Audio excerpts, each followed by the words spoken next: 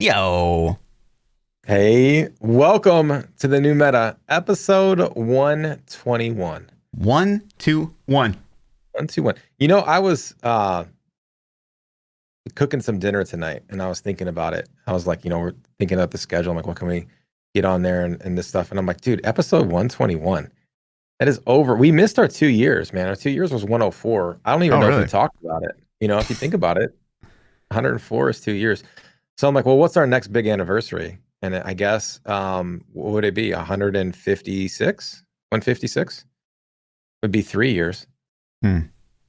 So let's keep a countdown. All of you listeners out there, if you're still here at 156, remind us. I can't believe Celebrate. you forgot our anniversary. I'm sorry, man. I was waiting for you to give me something. You didn't, so now I'm pissed off.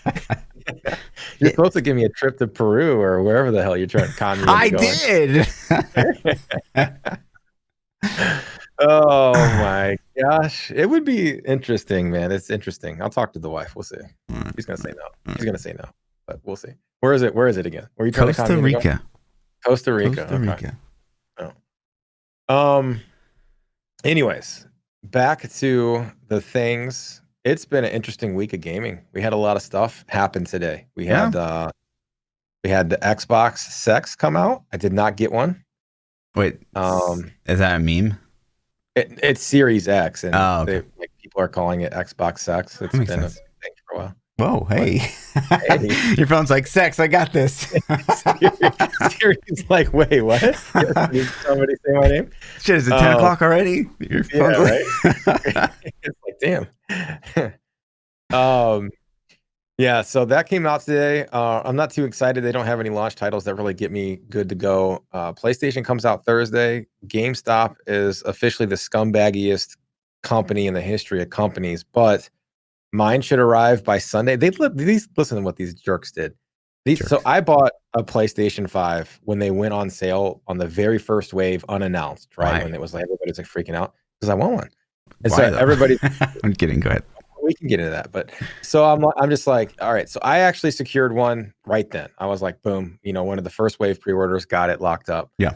So GameStop emails me, I don't know, like 2 or 3 days ago, and they're like, hey, get your PlayStation 5 on launch day, upgrade your shipping plan right here. So when we checked out, there was you won't get your PlayStation on time if you pre-order it through us, and you have to pay like 1 day shipping. There was none of that bullshit.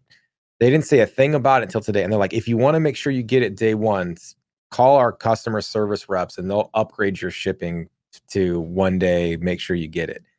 I'm like, Sounds like a scam. what? Yeah, it's a hella scam. And I'm like, you guys are some total jerks, man. So they're like, so then they sent me the email that's like, if you don't upgrade, you're not going to get it until Sunday, whatever day that is, the 15th or 16th or something like that. And I'm just like, man, what a bunch of, I'm like, fuck it. I guess I'll go 3 more days without it. You know what I mean? Mm-hmm. So, but that's pretty scumbaggy to get one the instant they go on sale. And then you're like, oh, by the way, we're not going to ship it to you on time. Like you already have them in your warehouse. Why don't you contact UPS or FedEx or whoever you're doing and say, hey, we need to ship these. We need these to get there on this date. What date do we need to ship them by? You know what I mean? Yeah. So I don't know, dude. So GameStop's crap, man. I'm going to completely 100% avoid ever purchasing anything from them ever again, even if it means I miss launches of things. I think I'm dumb. Isn't that sad though? Like, remember what gaming pre-orders and releases used to be about, like lining up in front of a GameSpot and like those like such good memories. And then company hasn't done great with the times. I'm trying to think of what things that I lined up for to get. I think there's only been 2 things that I've really been I guess 3. I got World of Warcraft Wrath of the Lich King expansion. I bought that. I went to a store and got it at midnight or something, and it might have been a GameStop. And I remember nerding out with the guys in line, just talking about our characters and shit and just wow stuff. It was cool. Final Fantasy VII was the first one that I ever did, but I worked at Walmart at the time. So Final Fantasy VII came out, and I was like a cart pusher at Walmart. And I would go get the carts in the parking lot and push them back to the store. And so I got done with my shift, and it was like 11 o'clock at night, and there was this line going to electronics. I'm like, what the hell's going on here? And so I go up, and my buddy was working the counter, and I'm like, what's with all the people? And they're like, oh man, this big game's coming out. I'm like, what game? It's like Final Fantasy 7. I'm like, I never even heard of it. He's like, really? He's like, that's pretty good. I'm like, well, here, give me a copy. So he gave me a copy, and I totally just avoided the line. I was like, oh, cool. And I went to the back and checked out. So that was pretty nutty. And then the Switch, man. I got my Nintendo Switch. I didn't pre-order anything. I just went to Target at 8 a.m. on the day of Switch's release, and luckily nobody went to my Target. Like, nobody. I called around the day before to every store I could think of, and GameStop's like, you're not getting one, dude. Damn. Like, there's no way you're getting one. And then I remember Switches being like pretty hard to come by. Yeah, I walked in, bought it, walked out. Like, that was easy. So yeah. What about you? What did you line up for? You'll be proud of me. I did line up for Wrath of the Lich King. Oh shit! Yeah, you're welcome. Nice. Thanks. Obviously, like all the Halos. Outside of that, I don't think I did anything. You didn't have any hookups at Microsoft to get a Halo and all the tournament stuff? Mm-mm. It's crazy. Crazy. Yeah, man. Other than that, I don't remember doing that. I remember going to a bunch of midnight movies. Those were a thing. Those were a really big thing. Did you do that much? Yeah. Mm-hmm. Mm-hmm. Yeah, that was always a good time. For sure. Some of my best movie experiences were like Lord of the Rings midnight shows and things like that. Yeah, those are always interesting because of the cosplay and all the LARPers. The LARPers. Cosplayers. I don't know about that, but yeah. I mean, they were like LARPing, dude. They were having sword battles and all kinds of shit. You know what I mean? The Kansas City doesn't have those good theaters. Let's talk about some Diablo stuff. Who? Man. When did we get the season launch date? It wasn't before. It was been since last podcast, right? Yeah, the launch date we had before last podcast. So we knew. Did we? I think so. I don't know, but we didn't have like all the juice associated with it, or something. I don't know. No, we knew the end date. We knew the end date. Yeah. We didn't know the start date. That's what it was. Yeah, they always announce the day after the podcast. So yeah, literally. Okay, so last week we asked, what date do you want for season 22 start? Which is pretty relevant. And so I'm very curious. You wanted the 13th? I did want the 13th, I did as well. because I wanted it to have more time before WoW expansion came out and all the consoles and so it's just yeah. And I wanted more time for WoW, honestly. A little expected kind of the big brain play of delaying it until December 4th so that they could sell more copies of WoW, but so I too would like it November 13th, but it's the 20th now, we know that for sure. But let's see the results. Most people agree with us. The 13th. We got 44%. A couple of December people. Yeah. Nobody wanted Black Friday. That's funny. Yeah, man, it kind of feels, I don't think there was a win in this. I don't think there was a date that was even like the date window when it should have launched has already passed by. Like that was in October.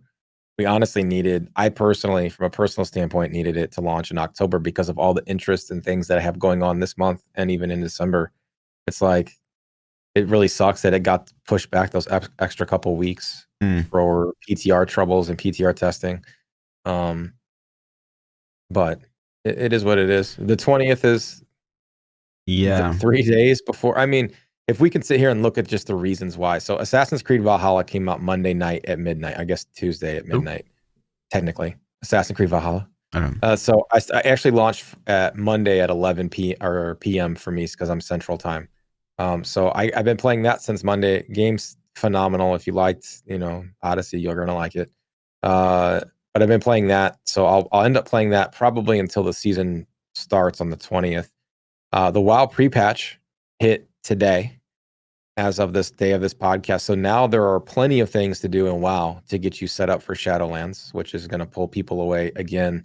The farming and the events that happen prior to that. What does that look like? For someone who doesn't follow WoW at all.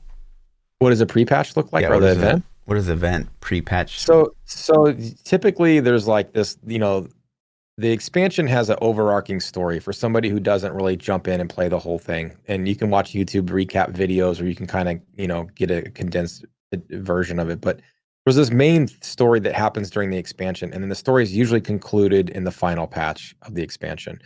and then which usually sets up the story for the next one. But in between, there's a little event. So like what happened at the end of BFA is we ended up Sylvanas ended up breaking a portal to the Shadow Realm, so now that this portal's there, all these Scourge are invading Azeroth, which is the main continent of WoW. And so this pre-patch event is you're battling these invading Scourge and just dealing with this mess that's happened from the portal getting open. You know what I mean? So it's just kind of setting up the events in the next expansion. But the cool thing is it has a lot of catch-up mechanics. So if you have a character that's severely under-geared, you can get his item level juiced up for the expansion really easily. They have limited cosmetics and mounts and transmog items. Sometimes it just depends. I don't know what's in this one. I haven't looked yet, but usually it's a mount and something else that's pretty unique and cool. The BFA mount was awesome. I still use it all the time, and it's only available then. So if you don't play, you don't get it. You can never get it again. Things like that. So cool. I think. Yeah. So if you're into WoW, it's a thing because there's limited time event items and gameplay that you'll never get this experience again. So. Yeah, I mean, 13 would have been awesome for me personally. I don't love that again. Like I'm facing like a 1 week vacation, so get to maintain that rank 1 for like a week before I have to fall behind, and that just feels, which it's a problem with Diablo 3 in general. Is it's like the only reason I play at this point is for the competition aspect, and then if I can't play for days, then it's over. So yeah, that really sucks. I don't. But how do they get around that though? Like let's just say in general that botting was fixed, right, and people couldn't bot. Those people that still had more time to play than you would still have that advantage. Even if you went on vacation for a week, they'd still have it. Yeah. So is there a system that you could design that would minimize that, and it would be more skill cap versus luck cap or play cap? I think that there is. I don't have that solution off the top of my head, but I always say, if the season end date rolls around and I lose to the guy that actually played way more than I did, I'm not upset. I'm really not. Me either. Obviously, that never happened. That barely ever happens. You've got like the 5 players that put in the time that like Rax does, and then, I mean, pretty much everyone else with that many hours is probably, not. That's probably beep boop boop right. Beep. So yeah, and that definitely feels bad. And yeah, I hope that I think that the people always ask me like, well, screw Paragon. Paragon sucks. It's like, to me, I understand Paragon, and the incentive is so obvious to me, and it's in essence a great system because you want to reward players for just logging in, and even if they didn't find anything, right? No upgrades, they still increase in power, and that feels good. That that instant gratification sort of thing.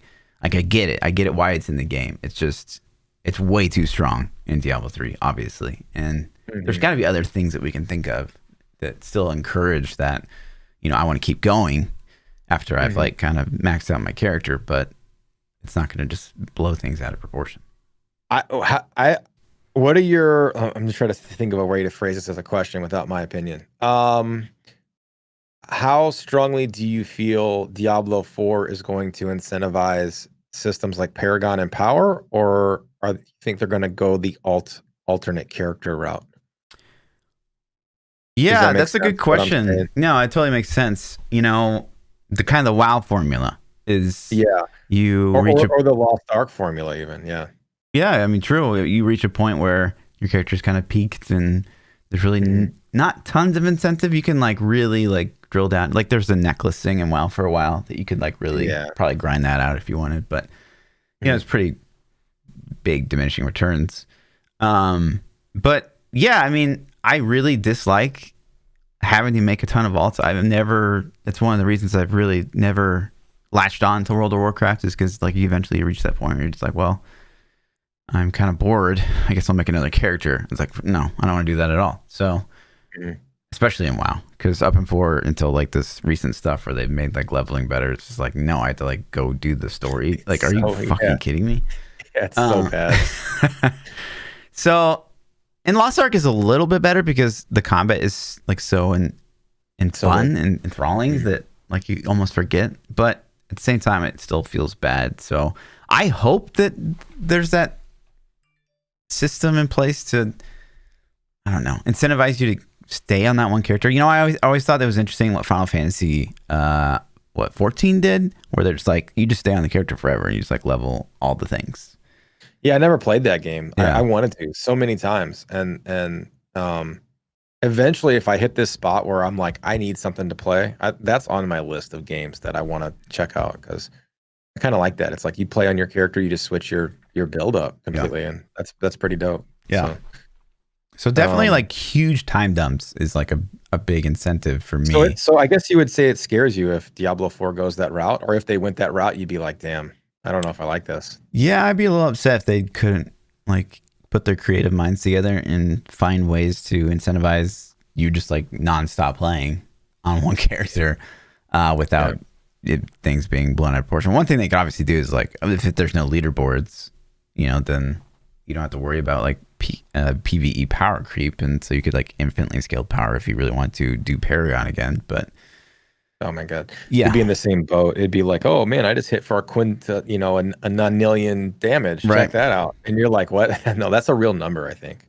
Yeah, I think it really is. I'm not saying that's the best solution, but yeah, you kind of forget about like end game competition, like, you know, kind of like Path of Exile has done in a sense. Yeah. Where it's just like gear out your character as much as you want if you want to. It becomes play style fun. Yeah. I think at that point too, you're like, what fun build can I make that blows shit up still? You know. Mm-hmm. So, but yeah, it's interesting. I'm kind of in the same boat. So I don't think as bad of disconnect as you do from playing alt characters. I think it's a nice change of pace. And I think just using WoW as a reference, because a lot of people have played it. The experience you get from tanking versus the experience you get from a melee versus a ranged versus a healer are completely different experiences altogether. And so like my personal preference, I like all four aspects quite a bit, actually. And so for me as an alt, I love alts. I love playing because I love to heal, but then that gets old and eventually you want to see the big numbers. And so you want to switch to a DPS. So for me, it's kind of fun to gear out those specs. But I think the problem comes in is you end up doing the same content multiple times with multiple characters. So I think that's the disconnect.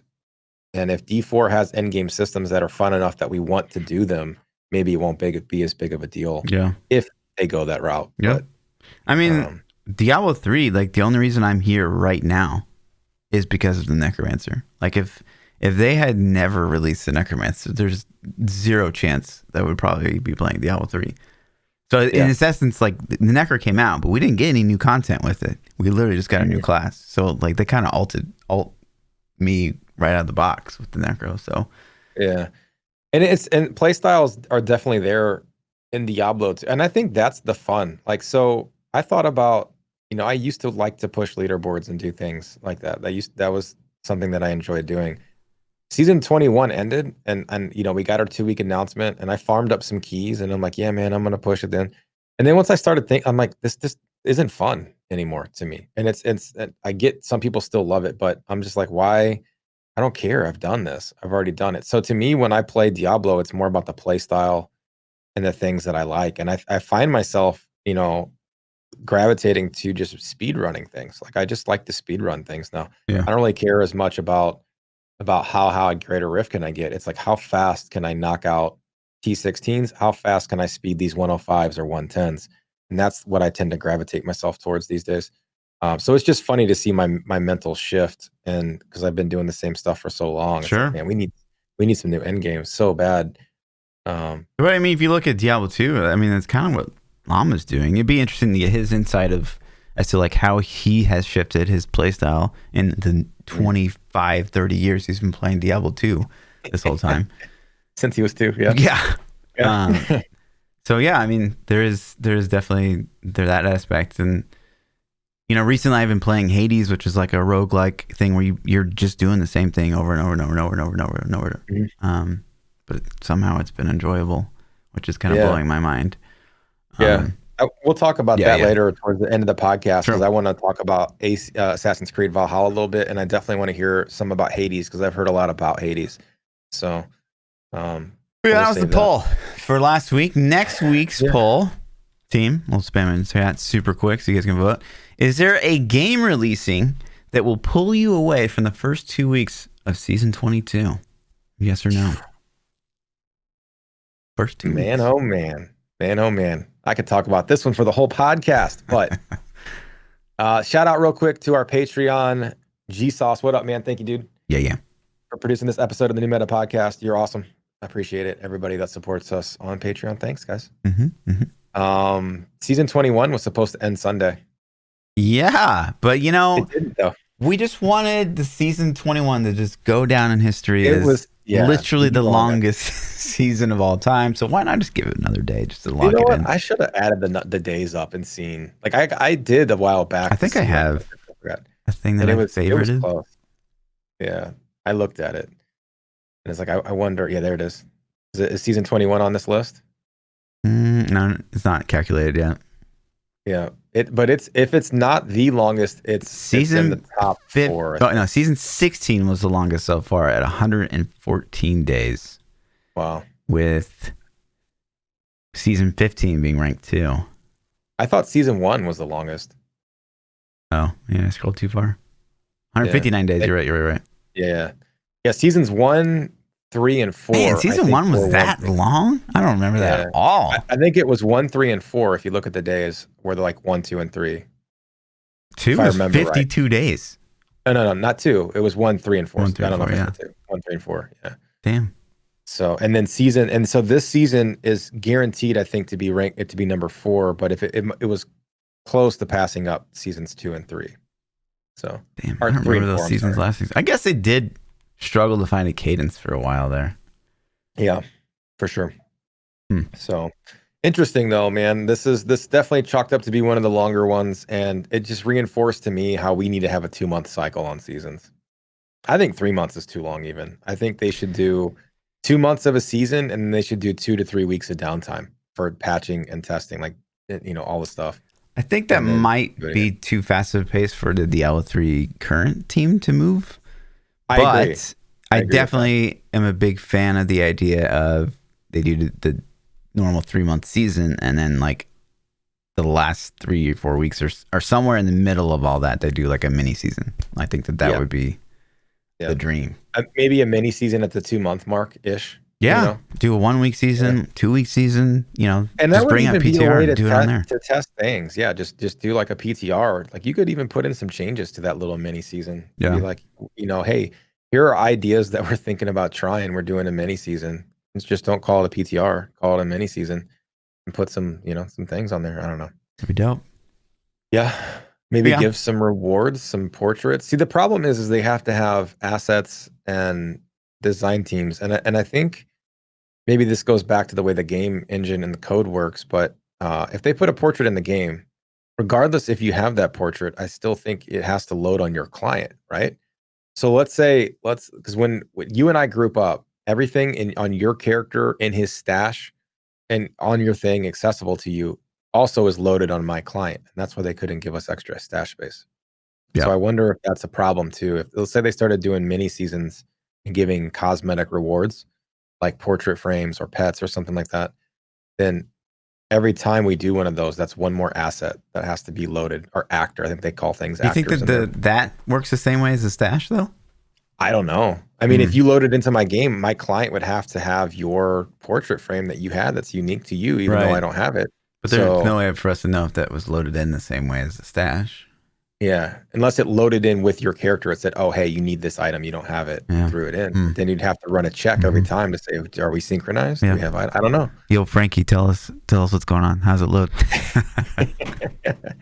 I just think that these mini seasons, it'd be cool if there was some kind of reward associated. And literally just a different color portrait frame, you know, like stupid. Yeah. 1 week season, like, I'd be all over it. Listen, you send me a Photoshop file of your current portrait frames, your PSD, and I will color all of them. It'll take me, I can recolor all of them. It'll take me like, a day, and I'll give you 20 mini seasons worth of portrait frames. Boom. Done. Let's go. I volunteer my services, I promise. So yeah, man, I don't know. It would be, it'd be cool. It would be cool. So. And then so the season did end on Monday. Yeah. FYI, if you're listening. So the season was supposed to end Sunday. It ended Monday. Probably what happened is the guy that was supposed to shut the season off, like from the delivery team. I bet he like forgot to set an alarm or a reminder. You think Sunday I rolled don't know, around, dude. man. Yeah, dude. Sunday rolled around and he just didn't do it. That had to have been what happened, man. I don't know. And he's like, he like, it's like 6 o'clock at night, man. He's sitting down with his dinner, he's eating, and he just goes, like, you know, when you just remember that you fucked up, you didn't do something. He's just sitting there and all of a sudden he's like, oh shit, I was supposed to shut the season down. I forgot. So I don't know. That story is unlikely to me, but you know, anything can happen. Yeah. But so the patch hit today, if you guys didn't know. So we have 2610, I believe is the patch number, right?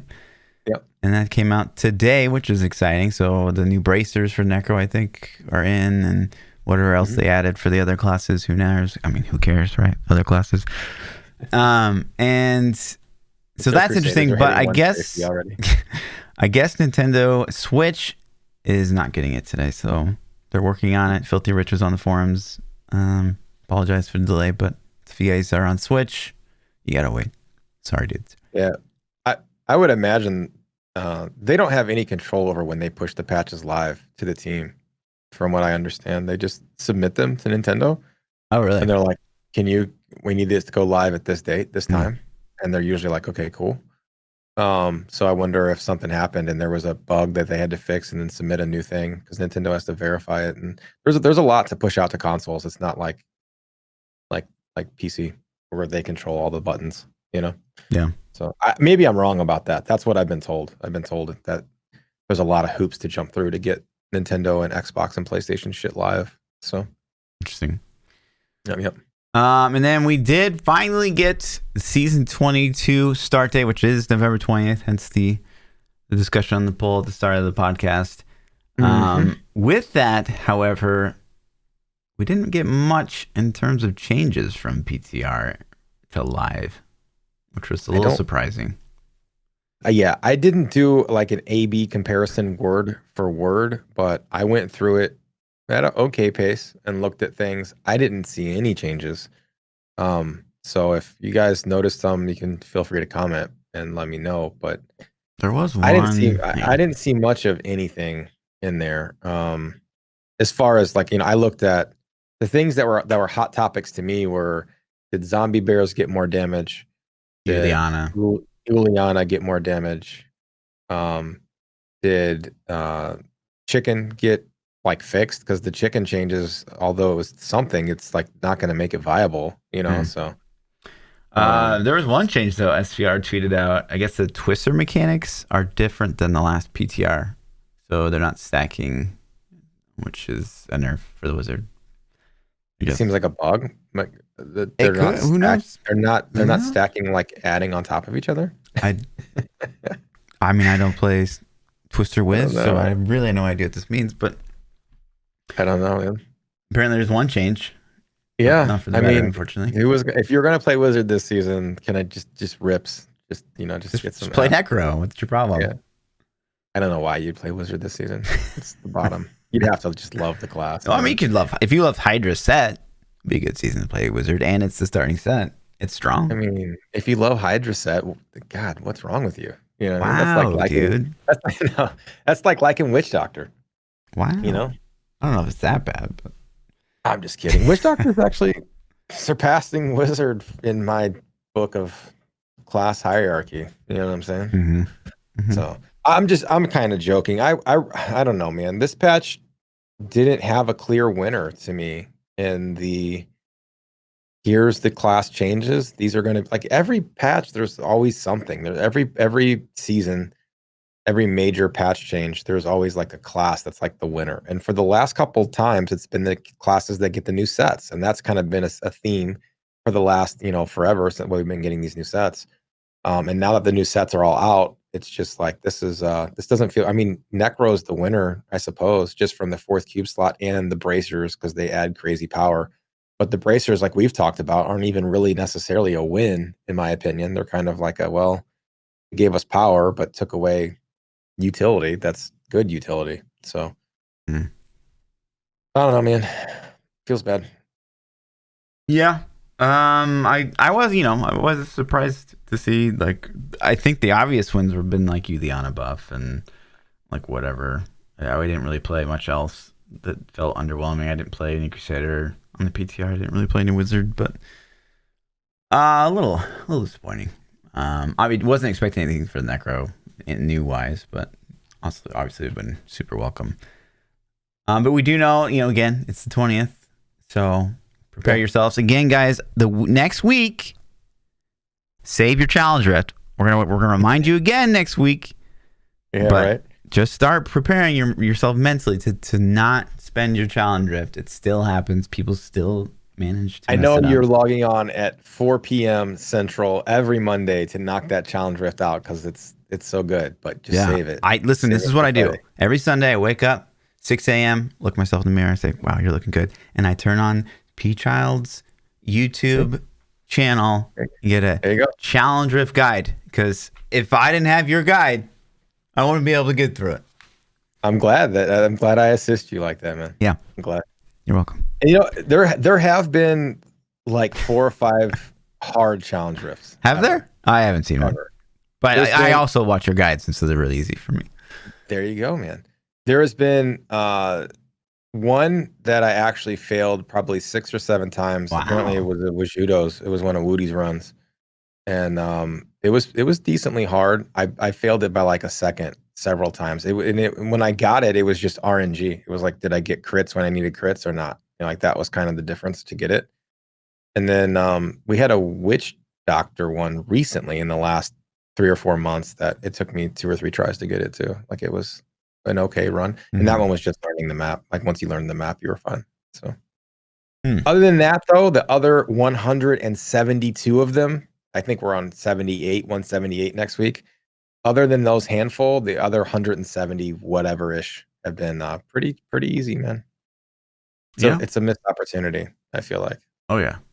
Could you imagine if they snag leaderboard runs? How fantastic that would be if they just grabbed like a top 50 leaderboard run and say, here you go, have fun. Yeah, or featured a community member with an actual build. You could actually try something that you would never put together normally. That would be really cool. But I digress. But yeah, so next Friday. Well, what are your thoughts? November 20th. What's it looking like for you? What's your plan? I don't know. What are we gonna do? Are you gonna solo play? You want a group? No, like I did that one time, and you ask me that every single time now. What is if you're gonna solo? SSF. I think if Diablo 3 had SSF, I'd probably never play with anyone ever again. Officially SSF, but I don't like the idea of an honor system SSF. Like it just doesn't appeal to me. Not to throw shade or anyone, the people that work hard to put those leagues together, but nope. So So are we gonna new meta group it up then, or what? Hell yeah, dude. All right. Well, are you gonna support, right? Me? I'm gonna start a Necro, I suppose, this season, so I could either Z Necro or Rat or whatever we need. I kind of wanna like take the disadvantage and just play like a spear speed meta. Like you take it like probably a pretty decent hit after like the first week for XP, but you can do okay, I think, with the spear first speed meta. But I think there's only one Necro in that setup. So well, yeah. I don't we could talk otter plans. I don't really know. Rat's gonna be crazy, obviously. Yeah. Right. So but also, goddamn, how many times have we done that? I don't know, man. I don't know, right? So but what else can we run? Like what else could we Necro is the class that I ultimately want to be on. You know what I mean? Mm-hmm. So will I take one for the team and play something different? I'm not going to play Demon Hunter, that's for sure, because I played the shit out of it in season 21. So, I'm not going to run that again. But that would be a really good alternative. If you haven't played Demon Hunter ever, the new Gears of Dreadlands DH is going to be sickness next season. It's going to be so broken, powerful. So I don't know. We can see. Maybe we'll figure out what comp we want to run, and if we run something off meta, I'm cool with that. Like I don't really care. I've seen some pretty decent speed from like a Z-Barb, ZDH, Monk, and Spear Necro. That's like respectable. So I don't know. Yeah. But that's 3 supports, and supports aren't the most exciting. We'll talk about it, and then we'll have our strategy put together for next podcast. We'll figure out what we're gonna do. Yeah. But like I'm kind of with you, man. I don't think I'm gonna play a lot. Like you said you're gonna go pretty hard the first week, and I'm gonna go pretty hard the first weekend, I think. And then it's like, man, I'm excited for the WoW expansion launch, which hits literally Monday. Season drops Friday. The WoW season crazy. Our expansion hits Monday, and that's like the probably the only thing. Like there's only a couple things that could have pulled me away from this Diablo season launch, at least the first couple weeks. And it's like a WoW expansion is on that list. Cyberpunk is on that list. And that's probably it, man. Those two things. And Cyberpunk got pushed back. I'm like, sweet.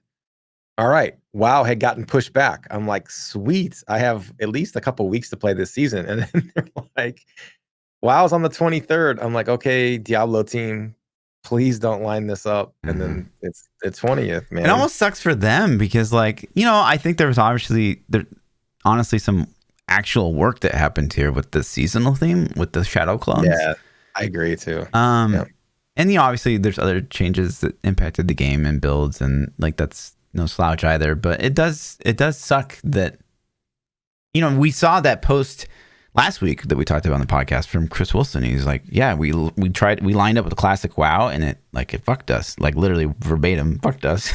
Yeah. And so it's surprising that Blizzard would kind of step on their own toes. I mean, they don't really pull any cash probably that much from Diablo 3, but it does still kind of suck that they step on their toes with their own launch. I feel like they don't care. Yeah, like that's probably true too. Like I feel like not. I honestly feel like the Blizzard team that still supports the Diablo Legacy team or whatever the official name is, I feel like they really care and they work hard. And it's a small group of dudes, and they work really hard to try to keep us happy, and they genuinely care about keeping us happy. But I feel like the WoW team and everybody else is like, fuck, like I don't care what they do. Right? They're like talking about WoW release dates, and like, well, that's gonna line up with the Diablo 3, and they'll be like, who? They're like, so tell them to move it. Yeah. You know what I mean? Like I feel like it's probably like that, and it feels bad, man, because. It's like, what are you going to do, man? So I think the seasonal theme of the 4th cube slot is fantastic. And that's actually one of the better seasonal themes we've had. I feel like, even though ultimately it's just going to meta out and you're going to put something in that slot, but at least it's something to start with, right? It could change play style a little bit. And so that's fun. The clones had a lot of work, but ultimately you don't even really notice them when you pop them. I mean, you do see things dying faster and shit, but it's like, it's not like, insanely, oh my God, this is a new game, gotta play it. Yeah. But a WoW expansion happens once every 3 years, man. Like it's been 3 years. Yeah. So it's like, this is the pinnacle of World of Warcraft for the next 3 years is Monday. And a game that I love, it's like, well, I can play season 22, which is the same shit with a 4th cube slot, or I can play a brand new expansion in a game that I haven't played. It's like, it's not even, I'm not harping on you for not. No, wanting to play. I know. It just sucks. You know what I mean? Like, it just sucks. I'm just trying to explain for people who are like, fuck WoW. Like, who cares? I get it, man. I ditched Diablo for a league start once, and that felt awful. Like it's the most exciting time to play Diablo 3 and the first 2 weeks of the season, and you have to maintain the rank 1, and it's exciting, and people are excited, and there's a lot of people showing up, and everyone's like having a good time until like well, there's so much more happening in the PoE League launch, that particular league. So it's just like, I mean, I don't want to miss out on that either, right? It just feels bad. Yeah. So like, and I feel like I'm not even justifying it. I just am trying to like vocally express like how much it sucks. Totally. Because it's just like, damn, dude. Like I want to play WoW with my community and my friends, and like the starts are a blast, man. We have a good time on launch nights, just going ham. And so even if we're playing off meta stuff, that even kind of makes it more fun. For that one night, we have the comp laid out, we have the people, and it's like we get to do it. Yep. And then now it's going to be like, well, season launch was awesome. Peace out, season 22. Well, I mean, it's like Diablo 3's closest equivalent to a race, because like even though like we might not be as hardcore as some of the people that play 24/7. Like we still end day one like light years above people. You know what I mean? Like, so we're going ham, like crazy ham. And we're trying, like, our goal is to get insane amounts of Paragon in 24 hours. And we do. It's kind of just like a personal thing. Like, where can we end? You know, when we stop 13, 14, 15 hours later, are we Paragon 7, 8, 9, 1,000? You know what I mean? Like what? Like last season, we were close to a K, I think. You know, on the launch day, which is like pretty nutty for power creep, but it's fun, man. So it's just bad timing. But like I said, again, it doesn't matter what day they launched it on. It would have been bad if they postponed it to the 27th, then that's Black Friday and Thanksgiving weekend. It's like that would have been probably worse, you know, and you'd be out of town. So then rip your season right there. And then if they did it the week after that, it's December 4th. It's like, okay, maybe I guess that could have been go out of town again. So I mean, like there's no win in this scenario. So there's no win. I mean, it should have happened a month ago. Totally. Honestly, and Diablo 3 should be coordinating their releases around me. I mean, obviously at the end. Listen, so here's what we're gonna do. The next time you're planning a vacation on the New Meta Podcast Live, right? We're gonna pick the date that you go on vacation, so we can guarantee the launch date of the season. And then I'll throw a debate in there at the last second. Are you gonna switch it up? Yeah, not going. So I don't know, man. What else do we have? You know, I'm gonna skip one topic real quick because this kind of ties into. I had just retweeted, which, by the way, guys, follow us on Twitter. It's really hard to farm people as dudes. So I tweet out and I retweet, you know, Diablo's tweet about how the patch came out today and they announced the season 22 start date and stuff like that. And so I just said the age of Bone Spear is upon us because, you know, Bone Spear is insane now. And then Leviathan replied, I read that too quickly and thought he said Boner Spear. But the interesting here is one of the former, I guess, Diablo 3 system designers commented. And he said, one of the first skills we prototyped for Necro was Bone Boomerang, or otherwise known as Bonerang. It sadly did not make the cut. Bonerang. And then, furthermore, he goes on to say, QA had to enter a bug for the item, then known as Boner Ringer. We were told that it needed a space. Basically, Bone Ringer. QA's like, you can't have it named Boner Ringer. Right. That's funny, man. That is pretty funny. I would love to see clips of some of those skills that failed and didn't make the cut. Like if this guy has like a video, even a GIF, just some shitty of like, you know, Boner Ringer working, that'd be hilarious, man. Yeah, dude. I mean, just like little stories like this of like how things came to be in the game that like we have obsessed over for all this time. So many hours, That's crazy, fascinating. Man. And then this poll, which we've talked about time and time again, like people go crazy for this, like butterfly. I'm not even gonna say stupid butterfly wings. I want to say stupid butterfly wings, but some people love that. Say it. These cosmic wings, like people actually go crazy for this cosmic wing. There's even players that every season will go farm a new pair of cosmic wings, which is just like boggling my mind. And so you don't even have to. You can use them. Do you? Wings, they didn't used to be like that. I feel like it did. Yeah. Okay. Anyways, the portrait frames you have to farm are not. Is it portrait frames and weapons? I don't know. But regardless, people are nutty with these wings, man. And so there's a poll that someone did on Reddit that I found interesting. They got 2.2K votes, which is no slouch for a turnout on Diablo forum or Reddit. They ask, for all you crazy farmers that farm cosmic wings, how many times did you have to visit Whimsdale before you got your cosmic wings? And so there's like 150 votes on less than 50 runs, 70 votes on 50 to 200, 77 on 200 to 500, 140 on 500 runs plus. And then there's an option, no idea, I got it during bounties. And then 1.6K. Right. Either can't be bothered or they don't have them yet, which I thought was. I ran for wings for like one day. I did. So there was like one day I was like, I'm gonna get the wings, and I did it for I don't know, man, 5 or 6 hours, and then I was like, fuck this. I don't like them that much. Mm-hmm. It was like I hated it. I hated every second of it. And then once I realized, like I'm like, well, the wings, they're more of just a status symbol. It's like I put in the time or I'm really lucky, one of the two. And so I'm like, I don't care that much. I don't think they're that cool. But I do know that people love them, and I'm really glad they exist. And I hope D4 has more of those things. I hope D4 has items that are super rare and super hard to get, and people really covet it because I think it gives them a reason to play and farm the game. Yeah, I mean, I definitely get it. So I agree with you. It's personally something I would probably never like. I've seen like Asmon. He does the mount farming, and he just does it day in and day out, and like does the same like terrible thing that gives him nothing besides the chance at having a mount. And to me, that's crazy. I've done that, man. But see, I've also been on both sides. Okay, here's the story. So much WoW talk. I'm sorry, guys. Asmon Gold, the WoW streamer, and we're talking about WoW mounts.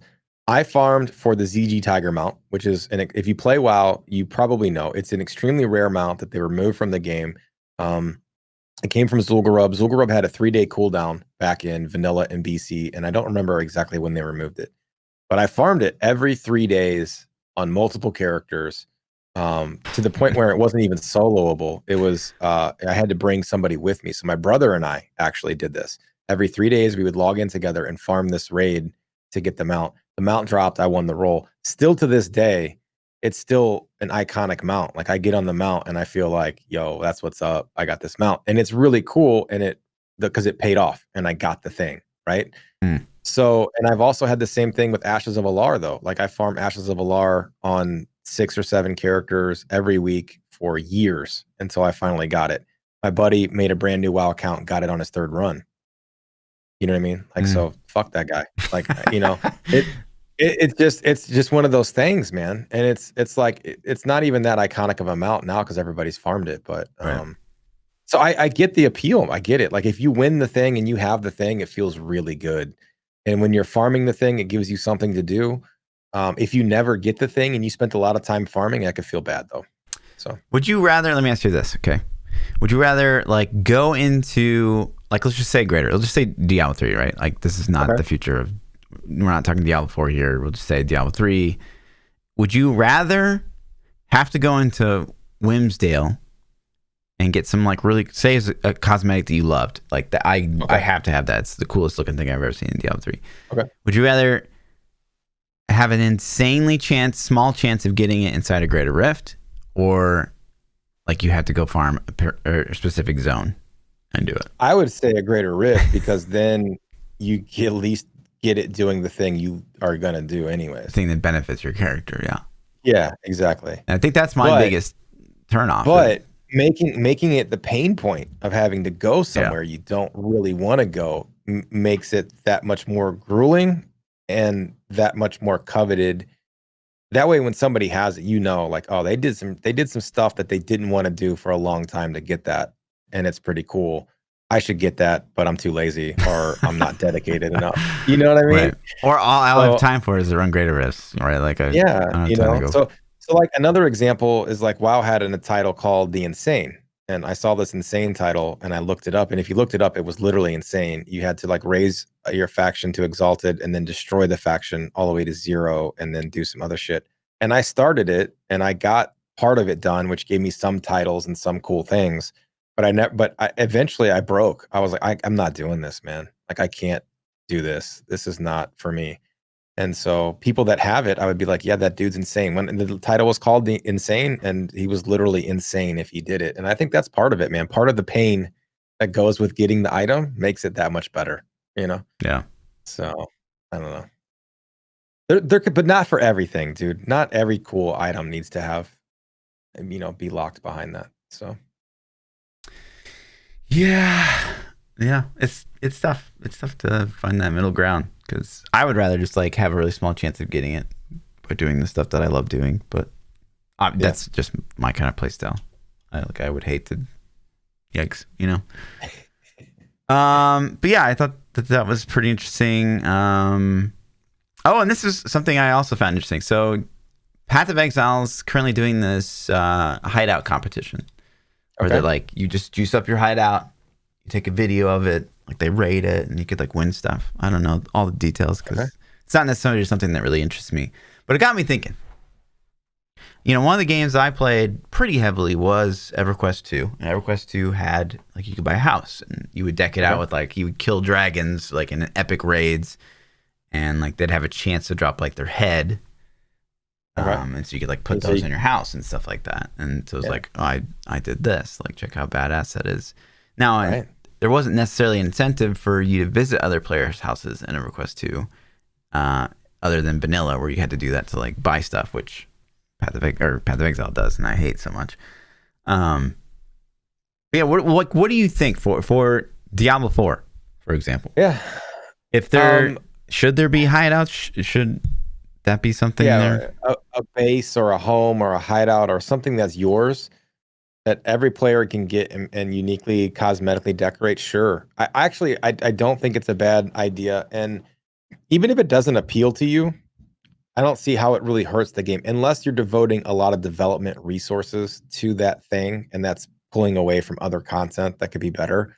I think sure, because a lot of people are into cosmetics, the appearance, and if you can stylize your house, like it's just a thing. Like people will, man, all the time. People are like, check out. I don't know if you ever get this on Diablo, but I have people that played Lost Ark with me were like, yo, check out my transmog, check out this gear set. Look at my, these things, and people are into that kind of stuff, man. So I could definitely see people having an interest in that. And the hideout system in PoE to me was okay. Like you don't ever see anybody's hideout, I guess, unless you're going to trade with them in PoE, right? Right. Or if we grouped up, would I go to the party leader's hideout if we went there? Probably. I actually genuinely don't know because I don't know if I've ever grouped in Path of Exile.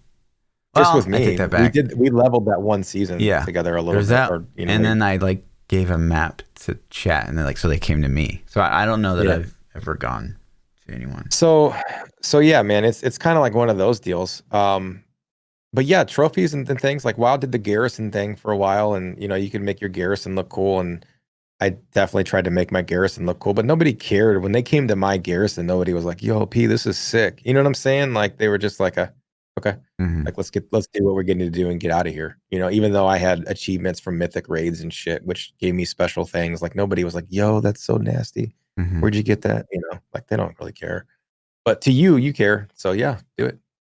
Yeah, I mean, it's another thing to do, I guess. If it's easy, it's got to be easy. I don't want resources dedicated to that. Yeah, that are gonna Totally, but it is kind of like I don't know. It's an easy reward system, really. Like if you only have like a finite, I don't know. Do you think they should invest just a ton of time having tons of different ways for your character to look, or like should maybe put some of those resources into having a hideout? I think you got to split it 50. Yeah, 50-50. Yeah, because I think your character matters because when you group with people, you want them to see you and be like, "Oh shit, that's cool." Because I even have those moments in Path of Exile. Like as a new player to Path of Exile, when I first jumped in, I remember the first like full cosmetic dude that I saw standing in town, and I was like, "Yo, he looks sick." You know what I mean? Like that looks nasty. That's cool as shit.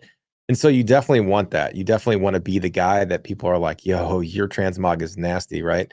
But at the same time, it's also going to make more money for Blizzard too. Because if Blizzard's, if I see somebody looking really nasty, I'm like, "Oh man, I need to go check that out. How much did that cost? Is it reasonable? Should I buy it? Or how do you earn it? Whatever." Versus if it's just a hideout, I'm not going to see it unless I know that guy and he invites me to his hideout. So maybe even 75-25, 75 player, 25 hideout. Maybe, dude. But I'd be cool. I'd be cool with him having some kind of home base. Yeah, so. I agree. So last week we kind of very briefly, and I probably did a poor job of talking about kind of the BlizzCon juice, the BlizzConline juice. And I know you finally had some time to sit down and watch the video. What were your thoughts? Mike, they should have had somebody help Mike a little bit with the script, but it was Jab. I don't, wasn't it Jab? I don't know, man. It's Jab. I want to say it wasn't Mike Morheim, whatever the guy's name is. Jalen Bragg. Jab. Yeah, Jay Allen. Yeah. Jay Allen didn't look comfortable reading it. Was my initial thought. Okay. I thought he looked like it just looked awkward to me. It didn't seem natural. Well, these guys are game developers, not public speakers. You know what I mean? I get it. So, but yeah, it was, I don't know, man. Like, I didn't really take a lot from it other than they're saying that they're 95% of their staff's working from home. And, they talked about all the games and except they didn't talk about Diablo at all. Yeah. Well, I guess they talked about Immortal. Yeah. So, you know what? That was the part that struck me, right? They barely had really any Diablo 4 clips. Nothing mentioned nothing of Diablo 3, obviously, which, that's been a historic thing for Blizzard. Just like, oh, well, here's BlizzCon. Like the last 5 years, like there's really been no talk of Diablo 3 at all. Mm-hmm. So I guess that wasn't a huge surprise, but at the same time, they're also doing things for Diablo 3. So I'm surprised they don't maybe advertise it a little bit more. It honestly feels like it's the redheaded stepchild, 100%. And that's kind of where I said, like, my comments earlier about I don't think they care about Diablo 3's launch date is I think it comes straight from this, man. Like they never talk about it ever. And the funny thing is they just launched this thing on Switch 2 years ago. It came out on Switch November of 2018 at BlizzCon, right? Or at least really close to then. So like there's a whole player base that to them this game is brand new. Like, this is new stuff, new territory. But no, they don't talk about it. They talked about Immortal just a little bit, which is, I guess maybe they're opening the door for the, maybe it's a release or testing or something. And then Diablo 4 was just like briefly they shown a clip of a druid hitting some things, or was it a bar? I don't remember, but it was just like one little segment and no news, no nothing. Yeah. They talked about Overwatch a lot and Overwatch League, which do you give a crap about Overwatch League? Like could care less. I mean, people have obviously cared. I guess, man. But it doesn't seem like it's that big of a thing. I don't ever hear about it unless it's Blizzard promoting it. And maybe it's because I don't go in those circles. Maybe if I were an Overwatch player and YouTube's analytics and algorithms knew I liked Overwatch, they would throw me more stuff. But how often do you hear about like a Valorant tournament? Very rarely, but still, so it's like the same. Like it's just not in your circle of. Some at least, but yeah, I guess, man. I guess YouTube's algorithms are pretty good. They know that I don't care about Overwatch League or Valorant tournaments, so they don't hook me up with those things. Yeah. So, but yeah, man, it was. What do you feel about the timing of Shadowlands and BlizzConline? Shadowlands, I feel like was announced right after Cyberpunk got delayed. And so to me, I honestly feel like this is a PoE move. I feel like they are in the same exact boat as PoE. And we got the World of Warcraft drop date moved up to November 23rd because it was going to be in the end of December. And Cyberpunk said December 10th. And they were like, shit, boys. They were probably going to launch around or after Cyberpunk. And I think it would have killed them in the media. And so they were like, we got to get it out, dude. We have to get it out before then. And so the 23rd became the date. You know what I mean? Mm-hmm. So if Shadowlands launches, next week, 2 weeks, whatever? 2 weeks from Monday, yeah. What do you think they're going to talk about BlizzConline? I don't know. I don't know, man. I don't know. It's gotta be Overwatch 2. Because Overwatch League is still a thing for them, a pretty big thing, it feels like. Mm-hmm. So Overwatch 2, whatever is going on with WoW at that time, probably, I don't think WoW Shadowlands is ready. So I think 8.1 for Shadowlands will be this big, we're going to fix it and make it really good patch. And that'll probably be BlizzConline thing. And then Diablo Immortal, Okay. I don't think if they give us Diablo 4 juice, we're gonna get Immortal. Like, I don't think we'll receive Immortal well. If they just say, here's BlizzCon Online, we're talking about these things, and then here's Diablo Immortal, blah blah blah, we're gonna launch it, and we don't get any Diablo 4 juice, I don't think that's gonna go over. Well, here's the thing. So I have been in the personal opinion that like it's just not a good idea to talk about Immortal probably period at BlizzCon. But being that this is online and there's like no crowd reaction, this is kind of like the perfect BlizzCon to release Immortal or to talk about it a lot, because they can't really have that like immediate like crowd feedback or they'll give us I think we're gonna get a segment of Diablo 4 that'll have new content. I hope so. On BlizzConline. They have to, man. They're gonna give us something. We'll get maybe, if we're super lucky, we'll get a 4th class reveal. Although I doubt it, but maybe.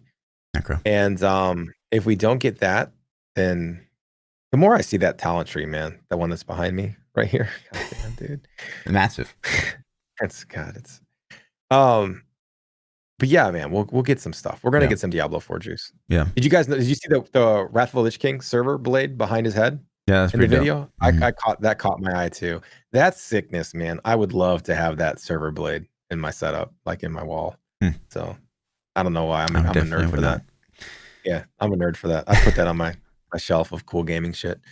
So I hope that we at least get some like Dry Steps gameplay and we get some like discussion. You know, the one thing that we haven't really heard anything on is PvP, right? We both talked about that. Surprise, that'd be cool. We still haven't heard anything there.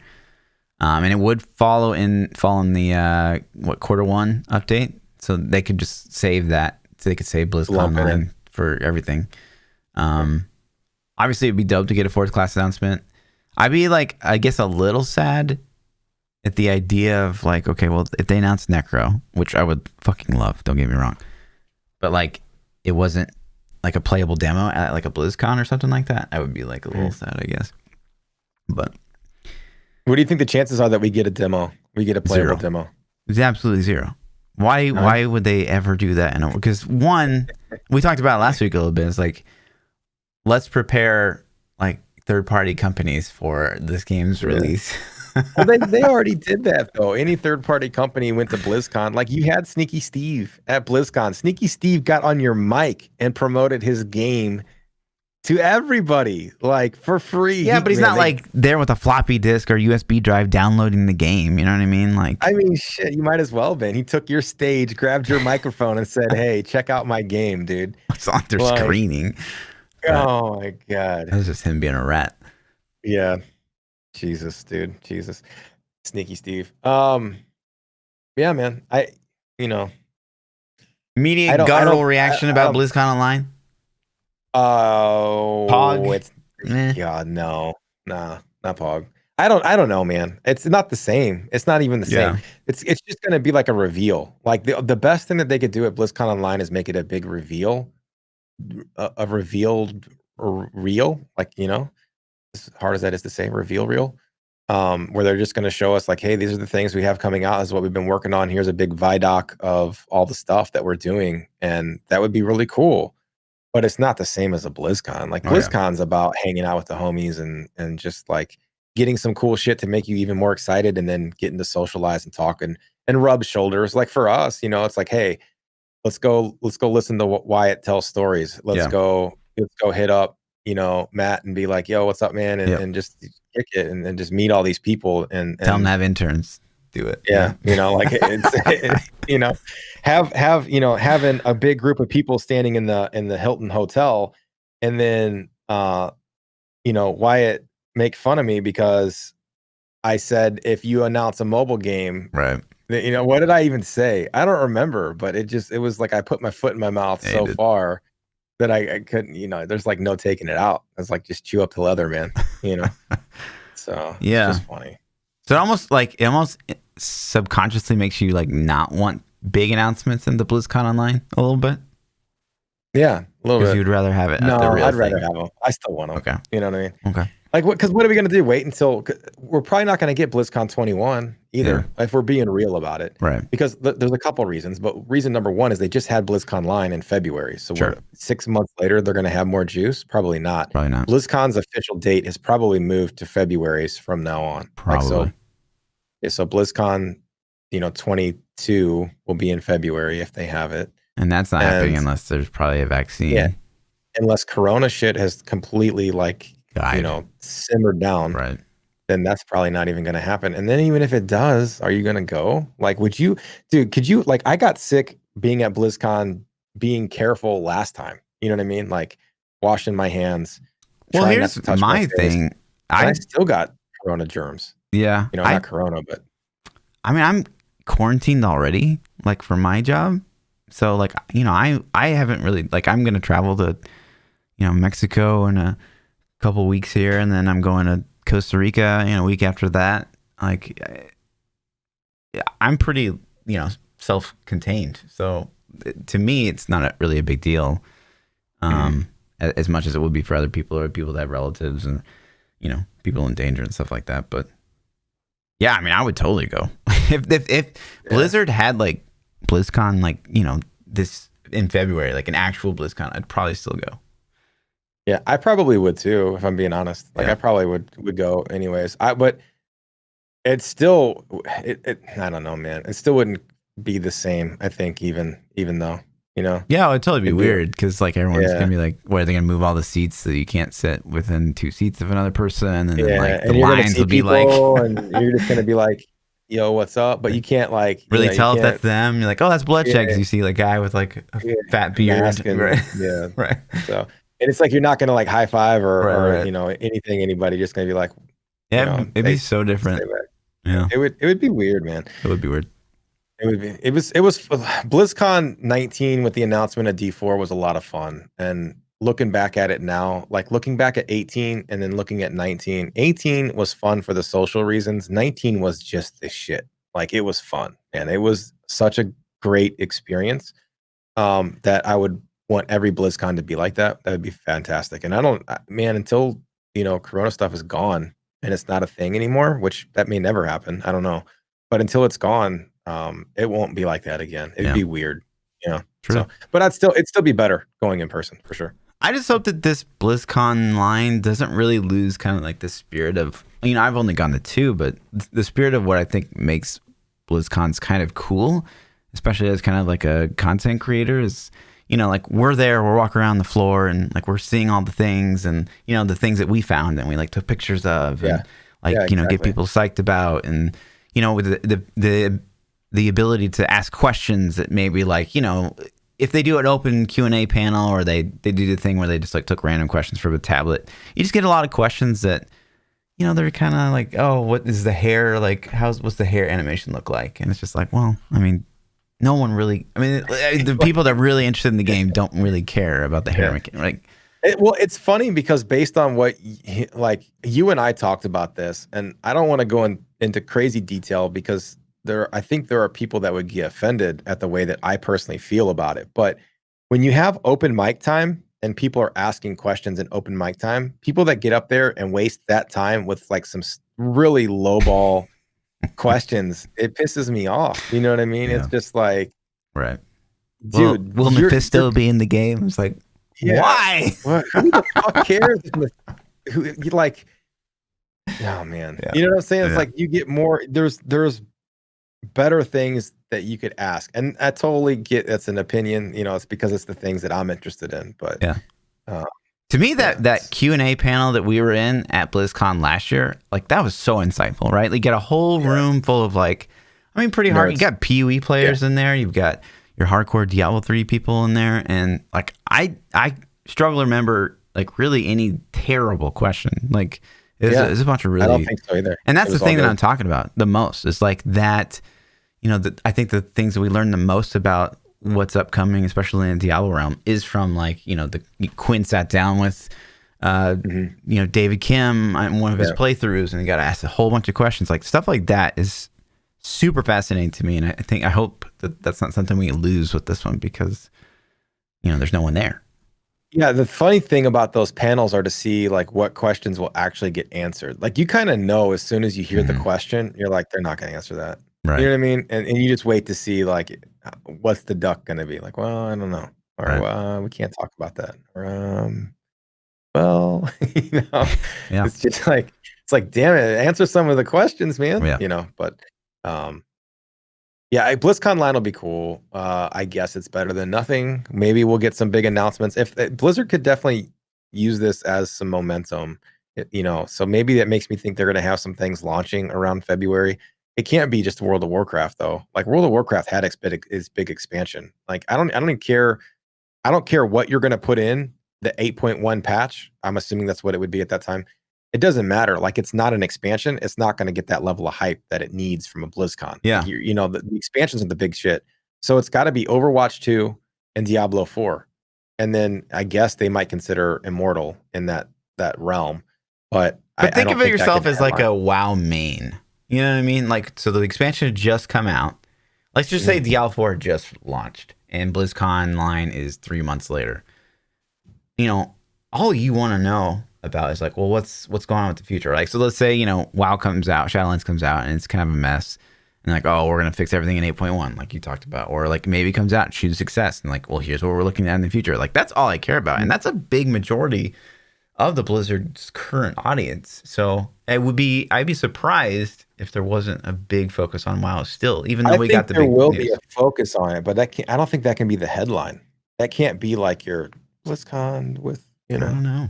I'd love to see 8.1. A breakdown of like interest level, like your average BlizzCon attendee. Like, why are they there? BlizzCon headliner is done by monetization. Like, what game brings the most revenue in? That's our biggest ticket. Or is it what game has the biggest player base? What game has, you know, like what's coming down the pipe next? Like, I wonder what factors go into deciding like who gets the main slots. You know, and I would think revenue is number one. Yeah. Like they're a company. Like the biggest revenue means the most interest, which means boom, let's promote this game. Well, yeah, if you look at Diablo 3, I mean, it doesn't generate anything, so that's why they don't talk about it. Right? There's not even a Diablo 3 panel anymore. It's just like, you know, we'll meet in the men's restroom on the west side or something and talk about stuff. So, but in other news, okay, Path of Exile, quick Path of Exile date. Okay, go ahead and take a break. Take 5. So that big stash thing that I talked about last week, it did hit, and it is just as juicy as I said it was going to be. It's amazing. If you guys haven't had a chance to log in and mess with your stash and do the control clicking, if you got all the special tabs, it's actually amazing. I love it. This is like one of the biggest quality of life things that I can remember. And Path of Exile, fantastic. So if you haven't checked it out, definitely go do that. And then this is interesting. So Ziz is doing a Gauntlet, which is like a special type of racing event. Okay. It happens on November, gosh, I want to say 14th? 20th? 14th. Oh, it's not the 20th? Okay. And so he's gotten a sponsor for this. So Shopify is going to match up to $25,000 of like crowd-funded rewards. Big money, man. Yeah. And there's some really cool things here. So one thing is it's all damage mods. It's hardcore SSF, all damage mods, which is insane. So it's going to be really, really tough. But on top of that, it's going to function a little bit differently than past leagues. It's going to be, you know, mostly focused on boss killing. There's no really reward for getting to level 100, which was like a big complaint people had before, is there's like too much focus on getting 100. And delving's actually going to matter this time around, which is really exciting for a lot of people. But the cool thing here, I think, for everyone that wants to get involved is if you just get on and you actually just hit like certain thresholds, like one of them's like level to 90, like you automatically get entered into a raffle to win like pretty cool stuff. And they've got all the stuff at the bottom here. You can win 3080. RTX 2080. Right? Oh my God, he's got one? Yeah. Live. Game chairs, PS5, Xbox Series X, you know, a bunch of t-shirts, cosmetics. Dude, that Logitech chair is worth $1,300. Is it really? That out there. Yeah, Herman Miller? It's a $1,300 chair. Why? I don't know. Quinn's got one. I should ask him how much he likes it. Yeah, he did. I have to ask him sometime. He did a whole unboxing stream on it, and I watched it. And like, they sent it to him, and I think in New Zealand bucks it was like 3,000. Damn. Whatever their currency. He's like a $3,000 chair talking about it, and I could tell when he's sitting in it, like he just looked like he's like, "Fuck my life, man. I want to get my whole chair back." I don't know, but yeah, you'll have to ask him about it. Yeah, well. So. I don't think he could say officially, but yeah. Yeah, he couldn't officially say because I think they sponsored him, but right.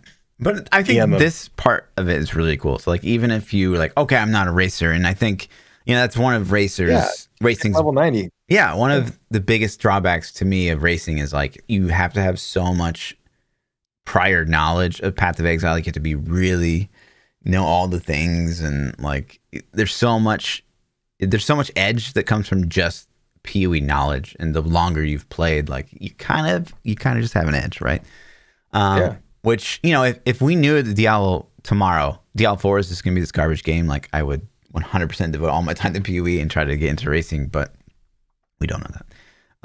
But anyways, it's just cool that anyone can come in and compete. I think that's a fantastic system. Yeah. Like, look at the rewards. Reach level 90 and you get entered for cosmetics. Get level 80, get level 70. Like, I can get level 70. I don't even play the game and I can get level 70. You know what I'm saying? So, like, that's really cool that they're doing things. Like, this includes... This is hardcore SSF with all damage mods. So you might not be able to get... I couldn't get to 70. Right. That being said, I might be able to get to 50. You know what I'm saying? Yeah. So... but it's really cool, man. It is cool that they're doing this for people. You know what I mean? So also big props to Ziz for putting that together and then Path of Exile going as far to feature him. So that's a big, work together, cool thing that they're doing over there. So that's November 14th, and all the details on how to get in that are on the PoE GDG website. Sets the standard for developer awesomeness. Yeah, developer awesomeness, community interaction awesomeness. I don't even know how to say it, man. It's just like developer awesomeness. GDG #1. Like I can't even. Yeah, that's just crazy. The stuff Chris Wilson says and does, like, oh my god, he's like speaks to me. Bex does an amazing job, like managing the community. She's like great sense of humor, which is really all you can ask for from a community manager, and like does stuff like this just all the time. I mean, it's a great game to love, honestly, PoE. Yep, I'm with it. Well, that's really all the news for Path of Exile right now. Not a lot of Diablo news really this week either, other than the patch dropped, and we got the season launch date since last podcast. So in gaming news, I mean, we've hit on it a lot this week. This is pretty focused. Assassin's Creed Valhalla came out. I started playing that. It was fun. It was a good game. A quick, really spoiler-free review for it. If you guys played Odyssey and you liked Odyssey, then you'll really like Valhalla. It's like Odyssey. They took it, they made a sequel to it, put a new story in, put new maps in, but it's the same basic gameplay. Combat's a little bit more Dark Souls-ish-y. Like, I'm not going to call it Dark Souls, but it's more that way. Whereas Odyssey was more arcade-ish. This is a little bit more punishing. And if you crank the difficulty to the highest setting, I could see it being ridiculously brutal. And then, Xbox dropped today. Destiny 2 dropped today. I haven't had time to really check out Destiny 2 yet, but I'm a fan of that franchise. I hope it's good. And then the pre-patch stuff dropped today too. I don't know how I'm going to fit that in, but I got to check out some pre-patch today too. So, is there like a time gate on that? Like, does it end or something? It ends for sure the day before the patch drops, the day the patch drops. But I don't know if they're going to gate the events. Like, is it going to be like, so on BFAs is what I'm going to reference.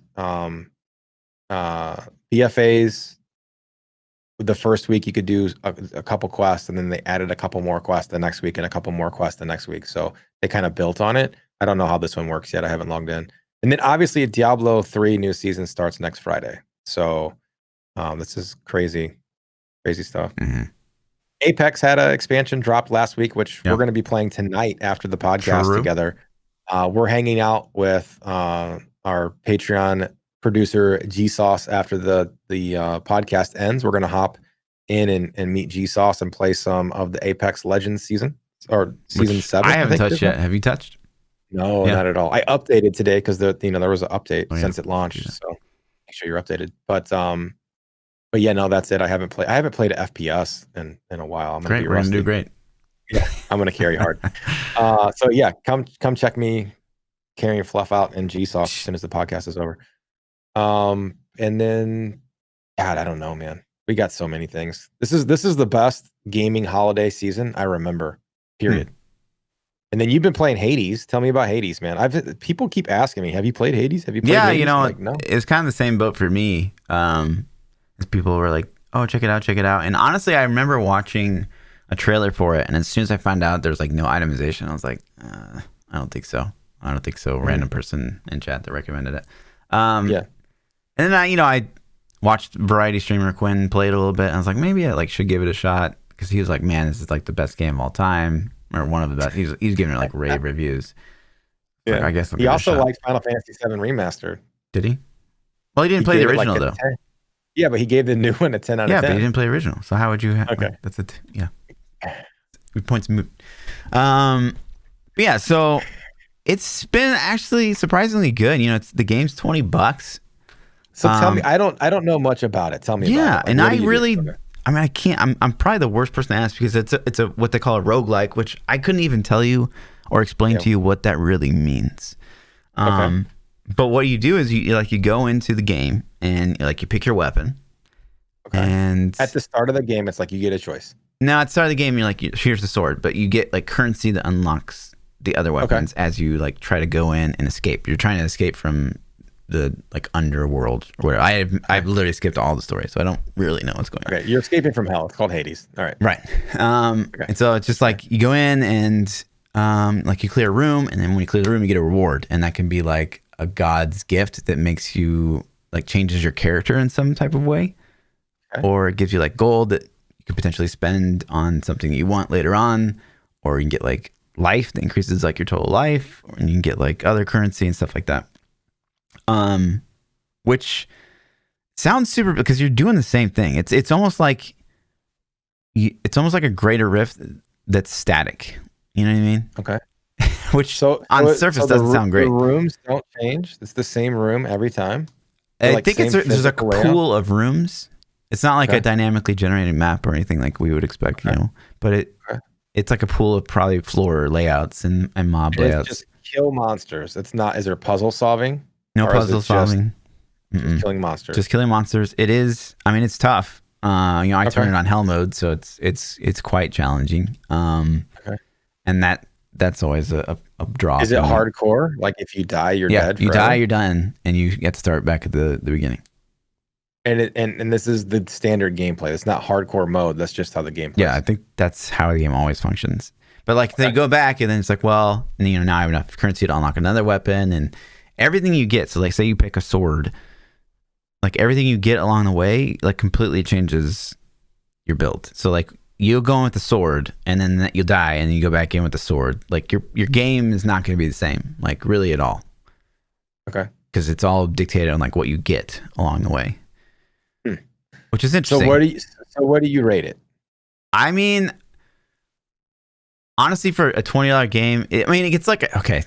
So my standard for rating a game, I've really never rated a game very high. If you're if you're new to my channel, we all know this. I would still give this game a 6 or 7, and the only reason I don't give it a 10 is because it is that single player game and there is no itemization, which I think it could benefit from, but it not being a platform game that kind of sucks, and that's the only thing I would take away from it. But the game itself, for being a $20 game, I would 100% recommend. Okay. And I think that I'm curious your opinion on it too, because it kind of adds to the conversation of, we talk about Diablo 3, Once Upon a Time was the best combat of any ARPG, and then Lost Ark obviously wins by a landslide. It's not even a competition anymore. And this has some Lost Ark combat still makes more sense for an ARPG, but this has some interesting ideas that I feel they have practicality inside of an isometric ARPG. And I certainly think that the rogue, I think the World of Warcraft's adding the roguelike thing in this next expansion. I think there's something probably to that as well in a game like Diablo. So I think there's just some things that probably that Diablo could steal. Definitely going into D4. You're talking about WoW adding the rogue thing? Whatever that tower thing's called. That tower thing? Is that, I don't really know what roguelite means either. That's not terminology that I throw around. So, same. I throw it around because that's what it is. I don't really know what it is. I don't really know what that means either, to be honest with you. The Torghast Tower is what you're talking about, and that seems you know, I haven't really seen the final iteration of Torghast yet because I don't think that they had it finished last time I was looking at stuff. So I guess it's done because they're launching the expansion in 2 weeks, man. So fingers crossed. I don't know. Maybe it's not going to be in at launch. I don't have any idea, dude. So this kind of trains me into another topic that we don't have to get into super long, but like for Diablo or Diablo 4, I would ingest any content I could get my hands on. I like WoW as much as any other game on the planet. And for some reason, I avoid content in WoW because I want to experience it when it goes live, kind of fresh. You know what I'm saying? And it's such a 180-degree churn from my Diablo. Like for Diablo, it's like I want every bit of information instantly the second it's available. But for WoW, I'm like, man, I don't really think I want to know. Like, let me experience it in game and figure it out in game and have that discovery, you know? Mm-hmm. So yeah. Do you have games like that, or are you always like, I want everything, I want all the juice? Yeah, I mean, you know, for me, if I look at the games I love, you know, I'm always thinking of ways that those games could just add more and absorb things from other games. I don't necessarily think like, oh, I would love like a new game to come out and I want to play that. You know, I'd rather just be like, well, I want Halo to have like a BR. I want Halo to have a PvE mode. I want Halo to have the classic arena 4v4. I want it all in Halo. Diablo 4, I want a BR. Diablo 4, I would, you know, now if you ask me, like, it should probably have some kind of roguelike. Maybe the campaign and the replayability of the campaign is like a roguelike in itself. Yeah. Where it's like this hardcore, kind of random generated place that I don't know. There's something, I think there's definitely something to learn there. So I'm very curious, and I think you should check it out at some point. I know you got a whole bunch of games on your horizon. This is crazy, man. This is the most stacked lineup I've ever remember having as a gamer. Like this holiday season is absolutely nutty with it. Like, I don't even know how I'm going to play all the things I want to play. So when all this blows over, Hades will check it out. Yeah. So, but that's cool, man. That's cool. You got a positive review, and it's pretty random for me as well. Like, I really want to drive that home. I rarely, if ever, give games positive reviews. Yeah. And it's $20 too. I think that's super reasonable. Like that's also another ace up his sleeve. It's like, and apparently the story is like amazing. People love the story, but I can't be bothered. Do they wait? Is it voiced over or do they just read it? It's voiced over. This is voiced over. Okay, there you go. How about Fluff hates, man? Let's transition. You got any Fluff hates for the week? So many. You know, I mean, topical a little bit. I'm not, without diving too many details. Poor losers, right? Really poor losers are a big Fluff hates. You know, just. Did you have some sore loserage going on? I think recently? The nation has. Personally. Oh yeah. You know, I think I'm not going to get into that, but you know, back when Bush lost, Bush Senior. He like immediately came out and he's like, you know, my crew is going to do everything we can to support Clinton. You know, like we're going to come together, blah, blah, blah. That's the way to go out. You know what I mean? Like, this shit.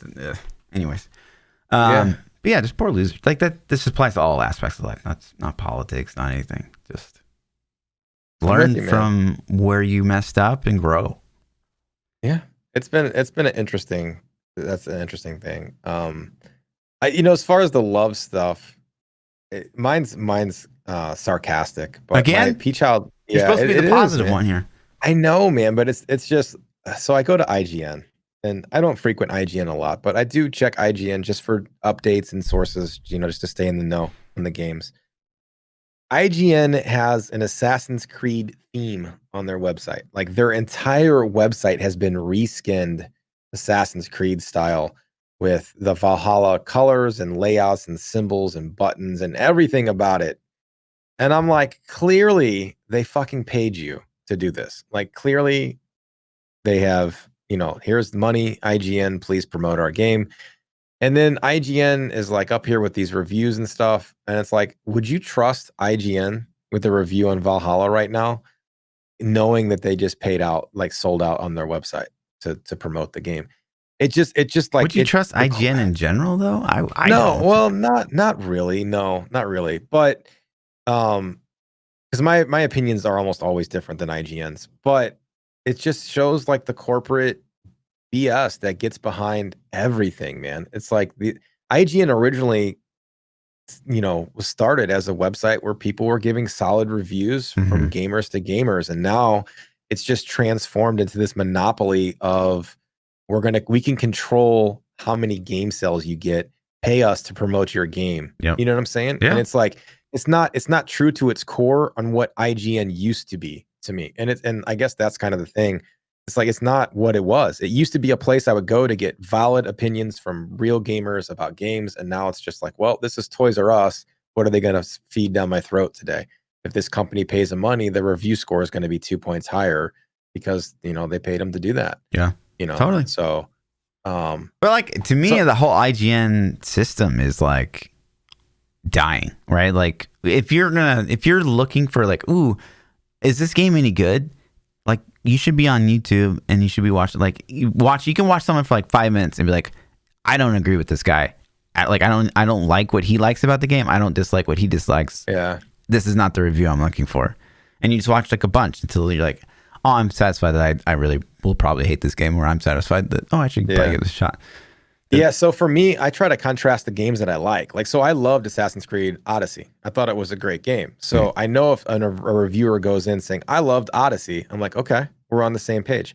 So I watched some reviews before I bought Valhalla, and it was like, if the guy's like instantly like, well, I didn't like Odyssey. I'm like, well, fuck, your opinion means shit then. Like you don't, we don't like the same thing. Yeah. So I'm out. It's like every COD. So they're like, oh, it's back to boots on the ground. I love it. And it's like, oh, well, you're a fucking idiot. Yep.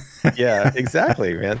So then once I found some reviewers that were like, yo, I loved Odyssey. I'm like, okay, let's hear what this guy has to say about it. And so I guess you're right, but it's just it kind of drives me nuts. And then I watched a couple reviewers who were comparing it to Odyssey, and like I played a lot of Odyssey, man. I don't know, maybe 100 hours or 130, 140 hours, a lot of time in it.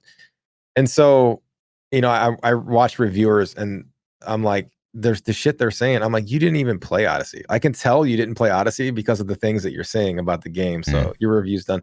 So I fished for a long time trying to get Valhalla reviews, and but IGN was the one. As soon as I was like, well, let's see what IGN says about it. Like, because I'm fishing for reviews to see if I wanted to spend $60 on it or whatever. And then I go and I went to their website and I saw it was all green Valhalla, and I'm like, I'm not going to even take the review. Like, of course, I don't even know what they gave it. Chat just said they gave it an 8, but I didn't even look. As soon as I saw the Valhalla stuff, I closed the website. I'm like, well, you're sold out. I'm done. So. That's my loves, man. I love it. But no, for Pchild loves, I'm having a blast with Valhalla. I think it's great. And if you loved Odyssey, you should check it out. Listen, man, it's like that. Maybe don't buy some of these games and go to Costa Rica. You know what I mean? Look, there it is. Right there. Okay. Cyberpunk, I'm sorry, man. You gotta go. Yeah. Gotta go sit on easy sacrifice, dude. That's it. And that's all the stuff we had for the schedule. You want to hit up some Twitter questions? Let's do it. If you guys want to submit some questions to the podcast, you can submit them on Twitter at Lord__Fluffy or at myself, ThaPChild. You can join our Discords. The link should be below, and hit us up in our new meta sections. The first question comes from Big Unit 20. He says, P, how do you like your SpaghettiOs? Straight from the can or warmed up? He says there is a right answer to this. So me personally, a Big Unit, I like to eat them warmed up. You gotta warm them up, man. Take them out of the can.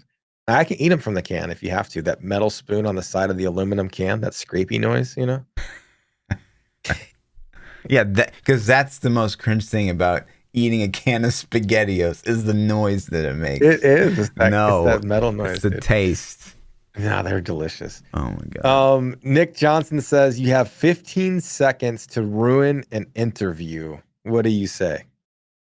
God, I've had this happen a lot to me interviewing other people. Okay.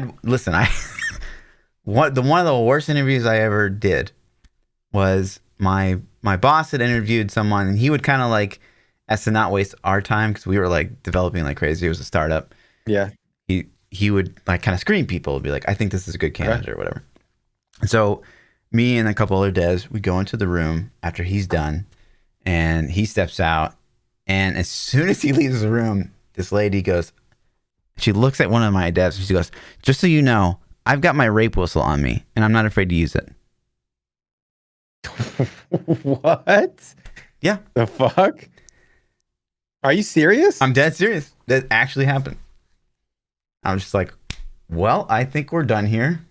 Just like, did you really? Like instantly? It wasn't even like a laugh. It wasn't even like a joke. It was just like informative. She was dead serious. She was dead serious? Yeah, she was dead serious. And now, I never let the other dev live it down. I was like, man, you just got that rapey look, I guess. Wow, dude. Yeah. That's insane. I don't even know how I probably would have been like, I would have taken it as a joke. I don't see how I immediately like kind of like, but then I could just see her face like that she was serious. Yeah. Just like, wow. Even if it was a joke though, like that's an example of a terrible thing to say in the first 15 seconds of an interview. Yeah. I think so. My response would be anything racist or homophobic instantly would just like, if you're trying to not get hired, I think you could either one of those things and you'd be pretty okay. Mm-hmm. You know what I'm saying? I think you'd be just fine. But if I don't know, that the grape whistle is pretty good one, man. Yeah. I don't even like saying that word, dude. So yeah. That's pretty funny, man. I would, geez, you won the cake on that. So yeah, I don't know, Nick, if you're trying to not get hired, like let's say you're milking some kind of benefits and you can't get a job and you're looking for something to say that would turn them off every time. You could just probably be like, hey, I crapped my pants a couple seconds ago. So it was nice interviewing with you guys, but I got to get out of here. I don't know. Other than that, I don't know what you'd say. Yeah. Hex says, you're the first person to step foot on Mars. What do you say? It's all squishy. What is that from? Or is that just random as hell? I think it's from Eddie Izzard's stand up. I can't remember for sure. I don't even know, man. What would you say? You're the first person ever? I'd be like, I'm the face of Mars. I don't know. I'm not sure what I would say. This is awesome. I have no idea. Or you'd be like, oh God, it's eating my foot. Ah! Yeah, it burns so much. Yeah, I don't know. Hello, Tushy says, right. Yeah. Just put your hand over it just to like do a blackout for fun. What the hell is that? Oh God. Yeah. Hello, Tushy says, what are some wildly accepted video game mechanics that you hate? Wildly accepted video game mechanics. God, you could like mention probably a lot of World of Warcraft systems, and I would be like, yep, that. Man.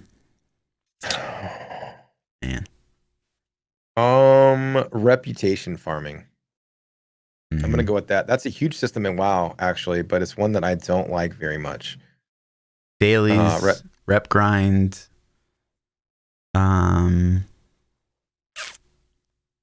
Yeah, rep grind's bad. Dailies are okay if they're varied, but when you have to do the same, the problem with dailies is they're always going to cycle eventually. And then you're doing the same stuff. But the idea of dailies is like you're going to go here and you get a pool of like quests. You got to go do that every day. I don't know. I don't like it at all. I'm trying to think of some of the worst ones. Bounties. Oh, wait, no. We're talking about Diablo on that one, aren't we? Bounties are kind of like dailies in a sense. No, bounties suck, man. Bounties are repeatable. I'd say dailies are way worse than bounties to me. Yeah. Maybe. I don't know. They're both bad. No. Oh, yeah, I'll say that. I'll say final answer. I'm going to go with reputation grinding because it just sucks. You know? Right. It's just a gate. It's just a time gate. Oh, that's a good one. Unskippable cutscenes. I can't take it. I cannot take it. What about the first time? So you have to watch it the first time. Honestly, there's you can skip it. Barely any games out there that I would ever even consider doing that for. Like, there's a chance I might watch Diablo 4 cutscenes, maybe. But at the same time, I'll just be so excited to just like get through as fast as I can that I will probably end up skipping the first time around. You would skip Diablo 4 cutscenes? I would. Wow, that's crazy. Yeah, that's savage, man. You should be like, you should rebrand from Lord Fluffy to Campaign Hater or something. I mean, I'll watch a movie if I want. I don't know. I don't play games for stories. I play games but game stories are better than movie stories. Probably, but I don't care. They are. I want the interaction. I play games for the control factor and the interaction factor. Okay, I don't play to check like, out sit there. Halo Infinite comes out. Yeah. Campaign. You're not going to watch the cutscenes? No. I've never liked Halo campaign. I could give two shits about what the hell is going on with the story. I don't know that I've ever watched. What is the story? What's the story? Do you know the story? I mean, I could give you like my Diablo rundown of Halo's story. I'll pass. But thank you. I just wanted to see if you could. Like so when Halo Infinite is going to launch in like 2023 or something, hopefully never, but because that looks like garbage so far. But when they fix it and they launch it, then maybe we'll have a Fluff's camp. Yeah, I could drop it up in paint. Fluff lore video. Yeah, I love it. Dude. There you go. Did you ever watch my Diablo paint rundown? I did, yeah. That's all the lore knowledge I have on Diablo 3 came from that video. There you go. It's pretty fantastic. Socially Awkward says, I've seen movie posts going around saying, name your favorite movie without saying it. So let's take that to video games. Name your favorite video game without saying the title. Well, the problem here is we know each other enough. I know. Can we like make sounds? Can you does that count? Like you can say things like, what's the rules? I don't know the rules to this movie thing that's going around. So, but it's okay. So just for example, if I just go, that's in a lot of Final Fantasies, though. Yeah, I know. So then to get even more specific, dun dun dun dun dun dun dun. Dun, dun, dun, dun, dun, dun, dun, dun, dun. You know what I'm saying? Like you know it. You know what I mean? Yeah. So, like, is Final Fantasy VII the original my favorite game of all time? I don't know, man. It's super damn close though. It's top 3 for sure. What about you? What would you say? I mean, I'm gonna say Halo. I already know what you're gonna pick, but how do you describe it to me?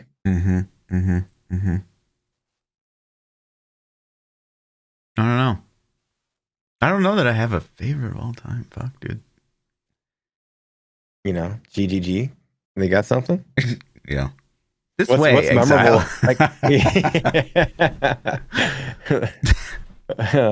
Yeah, that's pretty good. All right, is that what we're going with? Sure. This way, Exile. Okay. Let's see. The last question we got is from Dirty. He says, you're speed dating and you get to ask 3 questions to weed out the bad candidates. What 3 questions are you going to ask? 3 questions we're going to come up with on the spot. Some of these need like research ahead of time. Yeah. These questions okay. So this, for me, it's like, do you smoke? 1. That's a good one. Like that's easy. And do you have kids? Do you have kids? Yeah. Yeah. So do you smoke? Do I ask if they play game? I don't think that's a requirement at all to date somebody. Because I don't think I want them to play games. You know what I mean? Can I ask like how much time do you spend on your phone on an average week?